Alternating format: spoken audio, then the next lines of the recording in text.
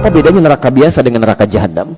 Ya, saya ulang, apa bedanya neraka biasa dengan neraka jahanam? Sekarang kita gunakan Qur'annya aja. Ya, Quran surah keempat, masih di ayat di surah yang sama, ayat 56. Ayat 56, posisi paling kanan di pertengahan di mushaf standar.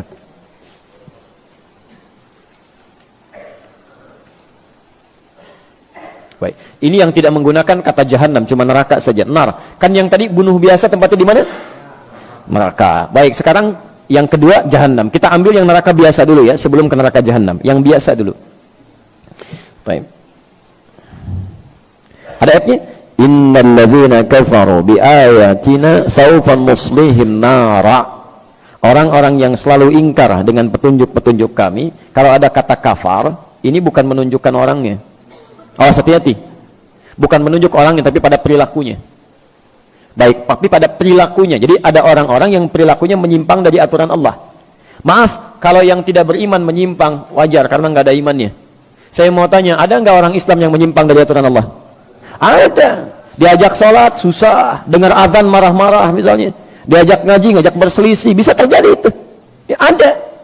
Nah, kalau ada orang-orang seperti ini, tiba-tiba banyak amal salahnya, sedikit amal solehnya, di akhirat nanti, timbangan amal salahnya lebih banyak, amal solehnya sedikit, dimasukkan ke dalam neraka. Perhatikan, neraka tingkat paling ringan, di situ ada jahanamnya enggak? Tidak, disebutkan nar saja. Apa siksaannya? Perhatikan kalimatnya, saufan nuslihim nara, maka kami akan tarik, nusli itu tarik ubun-ubunnya, dicelupkan ke dalam neraka.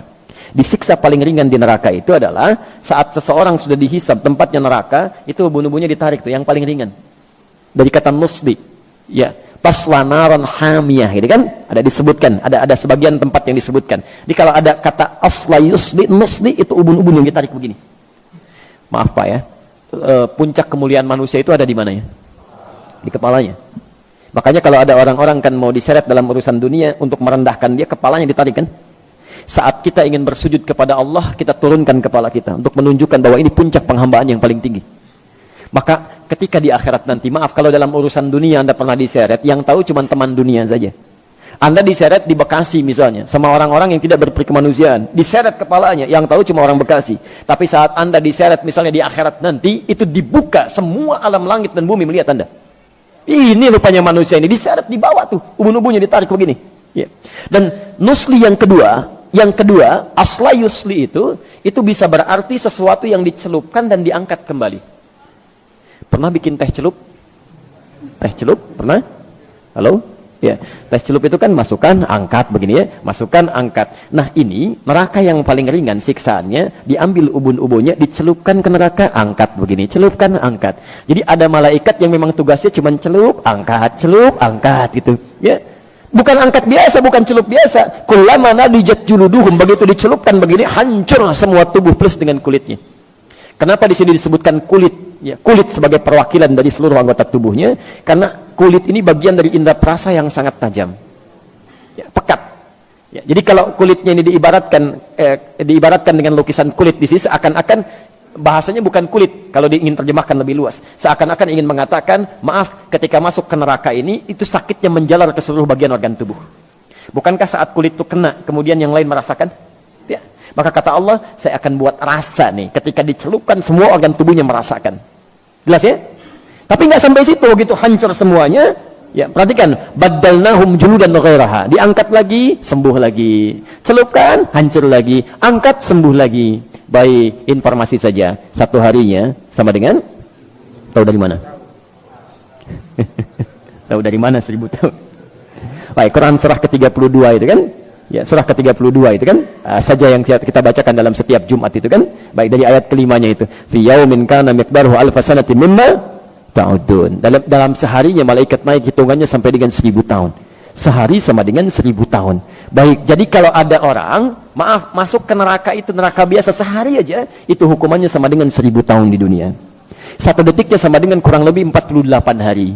Jadi kalau ada yang dicelupkan 1 detik aja ke neraka biasa, sedetik aja, celup sedetik, itu sakitnya sama dengan 48 hari. Angkat lagi, celup lagi 1 detik, 48 hari. Angkat lagi, celup lagi 1 detik, 48 hari. Itu neraka biasa. Kalau nggak percaya silahkan aja. Ya. Itu kan diinformasikan supaya kita menghindarinya, bukan terlibat di dalamnya. Ini kan aneh ini, diinformasikan masih mau terlibat di dalamnya juga. Makanya kata para ulama, manusia ini memang agak aneh itu. Bahkan sekarang kalimat agaknya jadi semakin hilang, pada aneh. Ya. Ingin masuk surga, tapi selalu melakukan perbuatan yang menjauhkan dia dari surga. Ingin menghindari neraka, tapi senantiasa mengerjakan perbuatan yang menjerumuskan dia ke dalam neraka. Kan aneh. Sudah sadar akan meninggal. Bapak Ibu, ada yang tidak meninggal di sini? Ya, akan meninggal. Kapan meninggalnya? Ya, bisa terjadi kapan saja. Hari ini mungkin. Nah, ini yang paling aneh. Sudah tahu akan meninggal dan kapan saja bisa terjadi, masih bermain-main dalam kehidupannya. Dan masih sempat berbuat maksiat gitu. Makanya kata para ulama, kalau Anda ingin terjaga dari keburukan, selalu ingin baik, coba rasakan setiap terfikir berbuat yang tidak baik, rasakan seketika akan meninggal. Ini ada minuman, bukan minuman Anda. Begitu Anda mau ambil begini, nantilah saya bilang nanti sekalian. Rasakan, begitu Anda ambil, Anda mau teguk itu, malaikat maut datang menjemput Anda. Itu insya Allah akan selalu dijaga, Pak. Anda masuk ke kantor sendirian, di ruangan kantor, mau tanda tangan proyek itu kan, yang nilainya miliaran, tapi dengan cara yang salah, haram. Padahal sholatnya dikerjakan, ikut ta'lim juga, godaan tidak biasa. Bayangkan ketika tanda tangan itu, malaikat maut datang menjemput Anda. Itu paling gampang. Paling gampang. Antum kajian, temannya sedang wudu, penanya di situ mau nulis cepet-cepet, nanti bilangnya lah gitu kan. Antum nggak ada pena, tiba-tiba ngambil pena temannya, tulis dulu gitu kan. Hati-hati, antum belum aman tuh. Ya, dianya memang sedang wudu, Anda berniat nanti sekalian pas pulang saya bilang, tadi saya pinjam pulpen kamu gitu kan. Tapi apakah Anda bisa menjamin Anda bisa bertahan dalam kehidupan sampai dia kembali dari wudunya? Belum tentu. Karena itu hati-hati gitu. Ya, hati-hati, bertakwalah pada Allah Subhanahu wa taala, hidup kita itu terjamin. Ya, terjamin dalam nuansa kapan saja bisa pulang. Jelas di sini? Baik. Saya kembalikan dulu ke bahasan kita sekarang. Yang di neraka biasa saja hukumannya sudah seperti itu. Bagaimana dengan neraka jahanam? Neraka jahanam itu jangan tunggu sampai ke nerakanya, di alam kubur aja sudah mulai ditampakkan itu. Nih tempat kamu ini nih. Ya, Quran surah ke 40. Ya, Ghafir atau Al-Mu'min nanti dibaca kemudian saja, dibuka nanti dari ayat ke 45 sampai ayat 47-nya. Ya.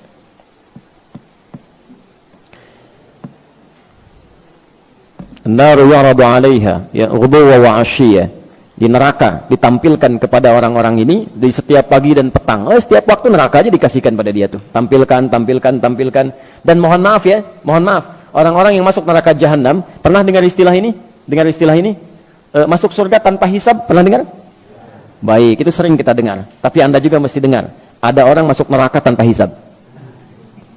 Masuk neraka tanpa hisab, saking cepatnya masuknya itu.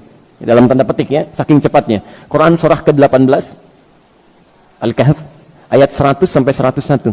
Posisi paling kiri sebelah atas ke pertengahan.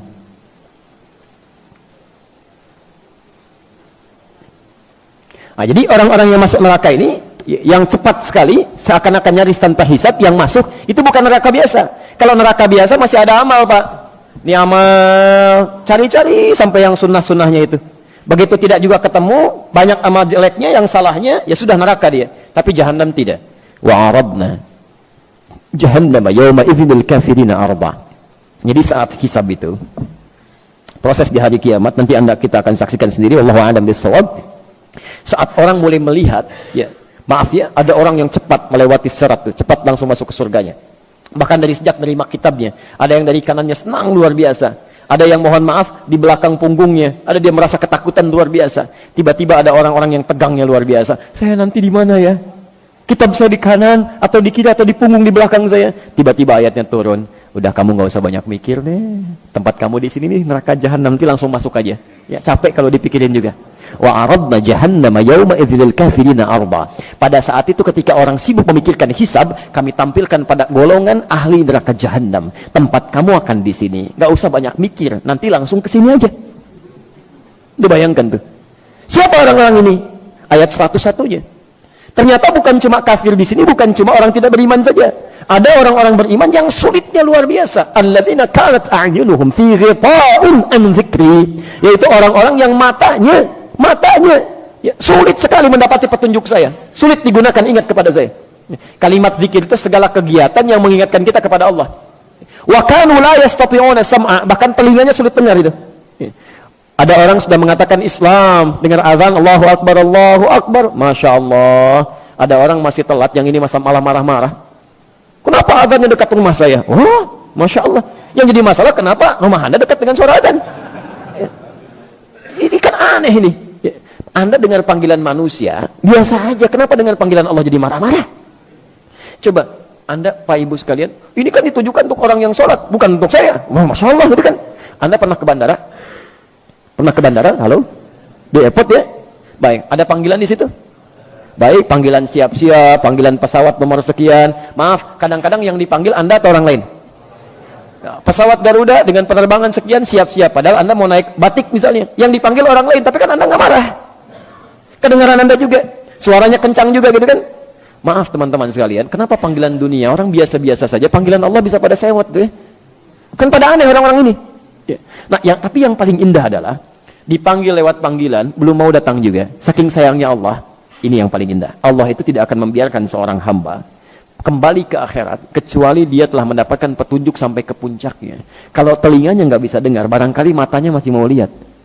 Dia nggak mau ke masjid, belum ke masjid, tiba-tiba diperlihatkan di depan matanya orang mulai berangkat. Dari orang dewasa, anak kecil, orang sudah mulai masuk ke masjid, dia masih betulin mobil, begini gitu kan. Mulai lewat, Pak, Assalamualaikum, Waalaikumsalam. Ah, nggak dilihat juga begini. Lewat, sampai anak kecil, Om, masjid yuk. Udah nanti Om nyusul, Masya Allah, ke masjidnya enggak gitu kan. Orang-orang seperti ini yang sulit diingatkan saat di dunia, itu bahkan langsung disebutkan, udah neraka jahanam. Neraka jahanam kalau dia tidak bertobat selama hidupnya.